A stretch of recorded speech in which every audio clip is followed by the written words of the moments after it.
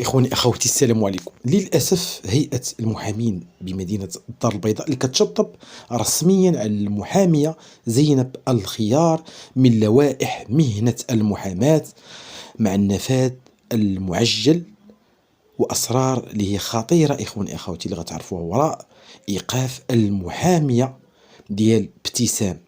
فمرة أخرى تعازينا للأستاذة زينب الخيار في الوفاة الأب ديالها، الله يرحمه ويغفر ليه ويصبر العائلة ديالها. إذا الفيديو اليوم إخواني أخواتي اللي غنطرقوا فيه كذلك عن المحاولة الفاشلة اللي المتهمة الرئيسية اللي هي زوجة الكولونيل بعد ما تناولت واحد المادة سامة قبل أن يتم إنقاذها من طرف الابنة ديالها وتم النقل ديالها للمستعجلات. الحاجة الآن في واحد الحالة نفسية متدهورة وصعيبة بطبيعة الحال، وفقدت الكثير من الوزن ديالها، فهي ما بين الحياة والموت. والسبب بطبيعة الحال إخواني أخواتي من بعد ما واجه أحد المسؤولين الكبار واللي كان كيحميها هذه مدة 6 سنوات، واعترافه بأن الملف ما بقاش بيدو، وإنما القضية كبرت فعلا ووصلت إلى المجلس الأعلى للقضاء، بمعنى تعليمات عليا اللي تعطات باش هاد الملف يتحرك. وهذا الشيء اللي خلى الزوجة تقدم على شرب هذيك المادة السامة ديال الفئران للحد من حياتها. أكيد هذا الخبر اللي انتشر على نطاق واسع في قرية ولاد موسى أو السيكتور جوج، الحي اللي كتقطن فيه الزوجة ديال المرحوم نور الدين العطور. على أي القضية إخواني أخواتي الآن كل شيء بان، كل شيء توضح فعلا، كل شيء توضح، لأنه يعني باش توصل يعني الأمر أنه تم توقيف واحد المحامية اللي معروفة بالشراسة ديالها والدفاع عن الحق، يعني وتوصل المعلومة وتوصل الحقيقة ديال الجنات اللي قاموا بهذه الفعلة بتصفية المرحوم نور الدين، خصوصا وأن القضية تشرف على النهاية ديالها. المحامية اللي كانت في المنزل ديالها قبل ما يتم إخبارها من طرف هيئة المحاماة بمدينة الدار البيضاء بالتشطيب عليها نهائيا، وهادشي اللي خلق واحد مفاجأة صدمة كبيرة سواء لعائلة ابتسام أو الأصدقاء ديال هاد المحامية، وكذلك بعض الحقوقيين اللي كيعرفوا بحق هاد السيدة اللي تبنات العديد من الملفات وفي الأخير كتوصل للحقيقة. ملفات اللي كتكون يعني كتوصل للحقيقة وكتكون ناجحة فعلا، وكيظهروا متورطين ومشتبه فيهم في أي ملف حطات فيها يديها. إخواني أخواتي بعد ما تعطات التعليمات السامية من أجل تحريك هذا الملف، القاضي التحقيق لأحال هذا الملف فعلا على وكيل الملك باش يتم دراسته ويتم يعني درس كل الأدلة ومواجهة جميع المشتبه فيهم الرئيسيين بما فيهم المكالمات الهاتفية، وكذلك التقرير اللي كان توصلوا به من طرف الشرطة القضائية الدرك الملكي للأبحاث الجنائية، واللي فعلا هذا التقرير اللي كيتوفر على أكثر من 30 صفحة. وهادشي كله غيتم المواجهة ديال المتهمين واللي وصل العدد ديالهم أكثر من 44 يعني متهم في هذه القضية. كذلك الشهود بما فيهم سكان ولاد قرية ولاد موسى، كذلك الزملاء الكولونيل يعني اللي كانوا خدامين معاه حتى هما غيتم المواجهة مع الزوجة، كل شيء غيكون واحد المواجهة بيناتهم حتى المكالمات الهاتفية.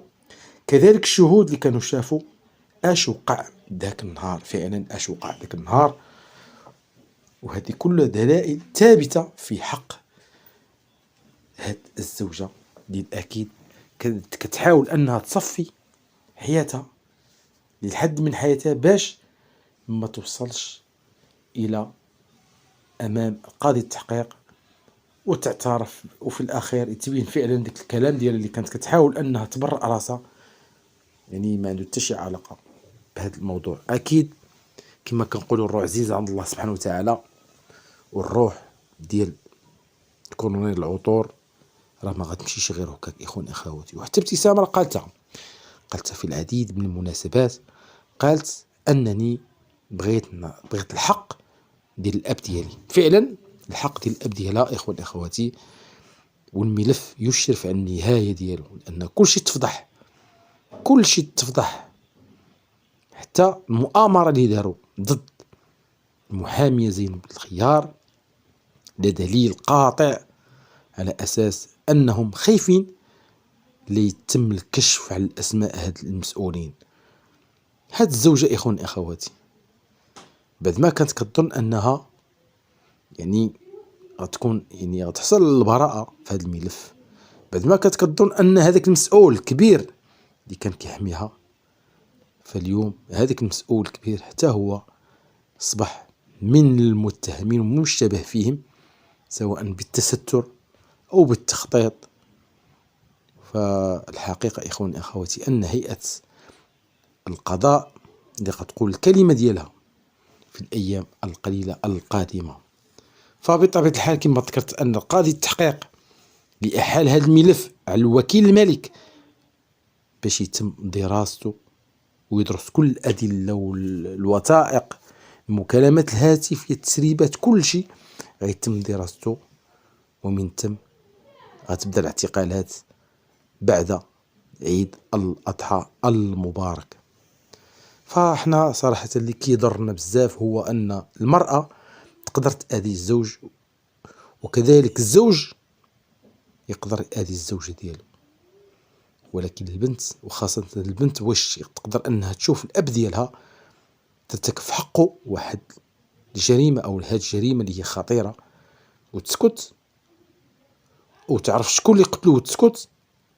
فهذا هو السؤال المحير اللي لازم إخواني أخواتي أن كلشي يعرفوا، بأن ابتسام فهي جات إلا باش تعرف الحقيقة وتعرف شكون هم المتورطين. ما كيهماش هذه الأم ديالها ولا الأخ ديالها ولا ما إلى ذلك، لأن لو كان هاد العائلة فعلا وقفوا مع هاد ابتسام وقالوا لنا نديروا يد في يد ونعرفوا الحقيقة، لما يعني مشات معهم في ديك الموجة. ولكن الناس تحداو ابتسام وخلاوها بوحدها أنها هي اللي شدت هاد الملف، خصوصا أنا 6 سنوات وهي كترفع شكايات بالأدلة وكل شيء.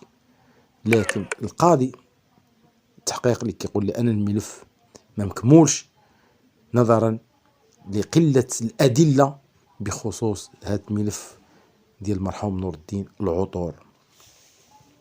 فالحمد لله أن الله يمهل ولا يهمل فعلا.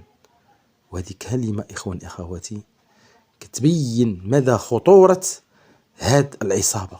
هاد العصابة كما شفتوا باش يوصلوا يعني إلى حد أنهم يصفيوها المرحوم وتآمروا على ابتسام وتآمروا على المحامية زينب الخيار اللي طردوها فعلا من هيئة المحاماة. وهذا لدليل على أنه فعلا هناك عصابة كبيرة، عصابة كبيرة، واللي أعطت كل التعليمات ديالها باش يوقفوا المحامية زينب الخيار. ابتسام إخوان أخواتي أعانها الله على هذا الملف، أعانها الله على هذا الملف فعلا، وكنتمنوا لها كل الخير، وكنتمنوا أن هيئة الدفاع تكون مستقلة في هذا الملف. الملف اللي صراحة إخوان أخواتي كنا كنتظروا أنه يقول الكلمة ديالو الأخيرة. صراحة إخواني أخواتي هذا الملف اللي تصدمنا فيه دائما كنشوفوا فيه مفاجآت، فلازم أننا ما نسكتوش عليه حتى تبان الحقيقة. إخواني أخواتي فحتى لا أطيل عليكم نكتفي بهذا القدر في انتظار ما هو جديد، فما تبخلوش لنا بالله كديركم بارطاج. دمتم في رعاية الله، والسلام عليكم ورحمة الله تعالى وبركاته.